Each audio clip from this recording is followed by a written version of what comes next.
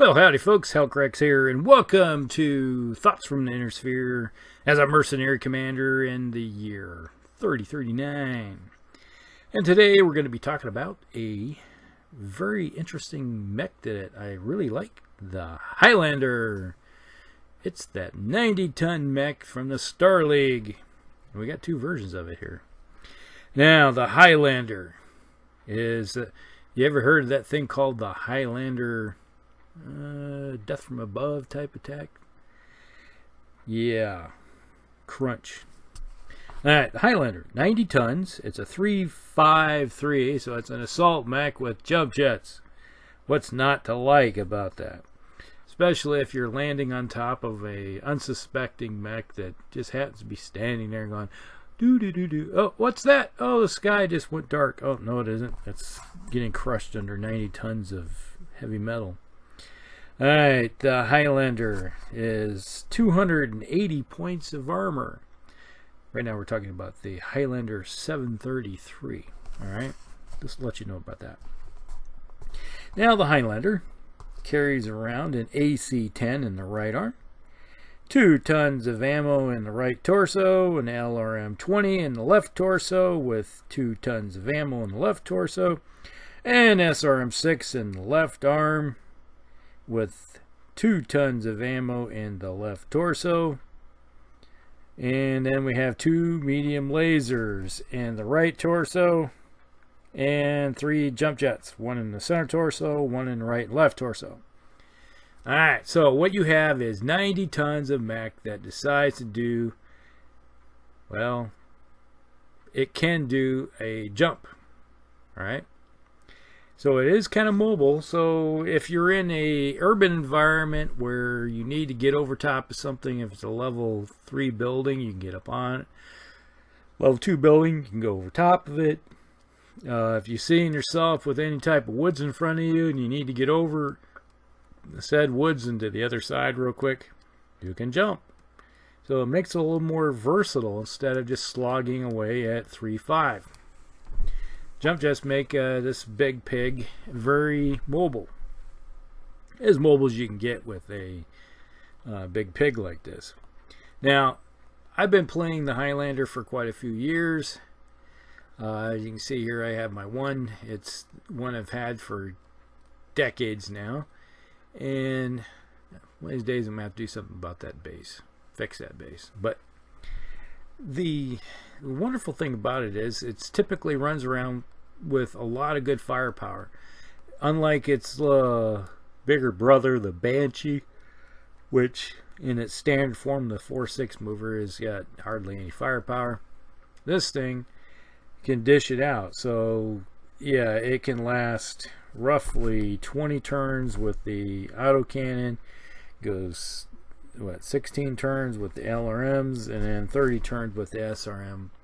So in a typical game, that's like forever. All right, but how I typically use it can vary. Being that it's an assault mech, it's as slow as it is, even with the jump jets, you typically are going to look at towards the middle and kind of move your way up as you're trying to get into engagement range. And the first thing, obviously, you're going to get engagement range is that LRM. And you can just start putting around missiles down range at your targets. And at the same time, you're looking, it's like, okay, where can I be? Because there have been many times when I've been playing is that it's like, okay, I want to be over in that wood hex over there, and I'll just jump over it or get into like a heavy. It's like you look and say, all right, there's heavy woods there, get into it. And if it's fairly close to the enemy, don't have to necessarily move. All right, let them get the movement modifiers. Because if you're in a heavy wood hex, that's 2. The best you're going to get is if you run straight forward 5, you'll get that 2 modifiers. So if you can park yourself in a wood hex that gives you the same modifier and you can still hit targets, why move? Right? You can get out there and just lay down fire. And a lot of times you may look at it and say, all right, I got those minimum ranges with the LRM20. I'd rather pick a target where I can get a good shot profile on somebody, give them a nice hit with that LRM20. And typically with an LRM20, you're going to do about 12 points of damage. That's about the average die roll, because you're going to roll a 6, 7, or 8, and that's a 12. Now, sometimes it's higher, sometimes it's lower. You know, you can get a 9, you could get, you know, with a 16 or a 20. But, you know, that's one thing about gambling with an LRM launcher. Now, if you decide to close the gap and get in close, you will be facing one of the problems with is that LRM. You're either looking for a target that's even farther downrange, and then with this one with the 13 heat sinks, there is a problem with a heat with this thing if you decide to fire. So you're looking at 10, 17, yeah, about 20, yeah, 20 heat. So this thing does have a problem with a bit of heat if you fire everything. So that's one of those things where if you do get in close, you got to shut off something. So typically you're going to shut off the LRM. And if you look at when you get in really close with that LRM, you know, we get those modifiers. So yeah, it's one of those things where you don't necessarily want to crank out, I guess, a lot of heat. So you're going to have to shut something off. But if you get in close, I usually try to kick with this thing because you can do a lot more damage, especially get it against a medium mech or a heavy. The number of times that I've just kicked somebody's leg off with this thing. And you have the autocannon in one arm, and then you got the SRM6 in the other. That kind of precludes you from punching, because I'd rather try to hit with that SRM6 and that autocannon, because if you find a target with a lot of damage to it and there's missing armor someplace, I'm going to be trying to use that SRM6 just to go crit hunting with it. And then with that, there's the autocannon 10. That's 10 points of damage. You know, that's the same as like a PPC. And that's nothing to sneeze at either, because by the time you get in close enough to hit somebody in melee by slogging your way across the battlefield, you've already tore off the target's armor to begin with. So the odds are you're already ripping into them pretty hot and heavy. And then you got those 2 medium lasers. So basically, if you get in close, you're going to shoot 2 medium lasers, SRM and the autocannon, and shut off that LRM. So you're most likely had about 4, 5, sometimes even 6 shots with that LRM20 before you even get close enough to think about melee. Now, let's just take a quick look here. Variants. Occasionally, one thing to do is replace the autocannon with a PPC with extra heat sinks. That makes sense, because you can turn around and that's 5, 7. Yeah, 7. So you're looking at 7 tons. Yeah, that's easily a PPC, and put a PPC in the right arm, and also up it to 20. So you're looking at 20 heat sinks. So yeah, that's not a bad deal, but it's kind of the same thing. And you're having the problems with the PPC if you get in too close, then you get the minimum ranges. So it's do you want the something that can shoot all day, or something that has a chance of blowing yourself up with ammo? All right, that's kind of a preference thing, and many times a lot of players will prefer the PPC over the autocannon, just the fact that they rather have the ability to shoot all day not worry about ammo explosions. I'm kind of in the same category. I think there's sometimes if you got ammo and you want to get rid of it, because there's many times I've seen mechs detonate because of ammo. Now, let's take a second here, and I'm going to grab something, and we're going to dive into another early version of this thing. This is the Highlander 732. If you're wondering what a 732 is, that's the Star League version.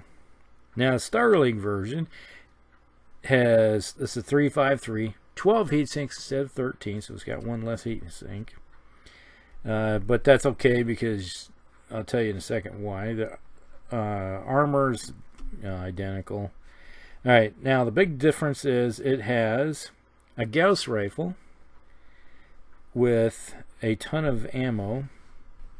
So it has 8 shots with that thing, and that's in the right arm. So if you know anything about Star League tech, you're doing 15 points instead of 10 with the autocannon.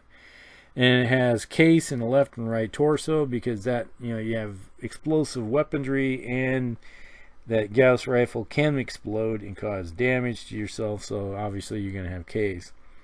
You have an LRM20, and then you have the SRM6, and you got the 2 medium lasers. So everything else is identical as to the other version, except for you have a Gauss rifle.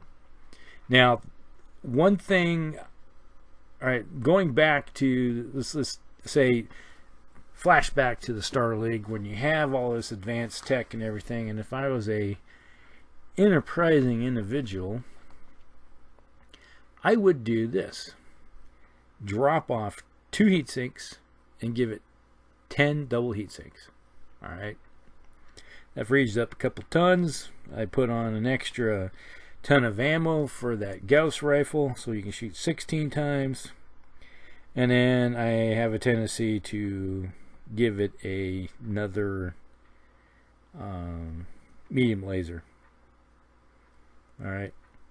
So that way you have a little bit more damage up close, and you can shoot that Gauss rifle a little bit longer. Now, because you just toss 15 tons into a weapon and you're only carrying around 1 ton of ammo, and after 8 turns, I've ran out of ammo with this thing in the standard configuration before many times. It's like, click, well, there's a whole bunch of tonnage I'm carrying around, and it's doing me no good.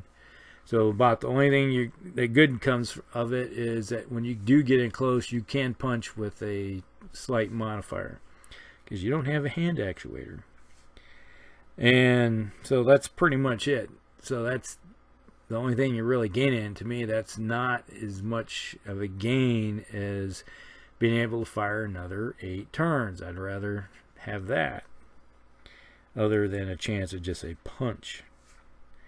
So that's pretty much it in a nutshell. So if you ever played the Highlander, let me know. Put it down below. I do like this thing. I try to run it in a campaign as much as possible. And if you ever looked, if I ever had streamed my Mech Warrior, not my Mech Warrior, but the online from Steam, the Battletech RTS game system, it's the Helker X Highlanders. That would give you an idea how much I like Highlanders. At one time in the game, I was running around with 4 of them. The entire lance is nothing but Highlanders. And it's a good mech. With some minor tweaking, yeah, you can get a lot out of it. So, other than that, that's pretty much it. Now, in the future, we will talk about, I think it's in 3050, there's going to be some modifiers to this thing, but it's, once again, I just go right back to the modification I did of the Star League one, just double heat sinks. That's pretty much all I ever did to it. Just take you look at if you want to see what I do at 3050, go back to the 2750 Star League mech, and the slight modifiers I do with that. That's exactly what I do with mine for 3050. All right. Hopefully you guys enjoyed this. Like and subscribe. Tell your friends and everything about it. And hopefully we'll see you on the flip side. And we'll see you again. Hellcracks out.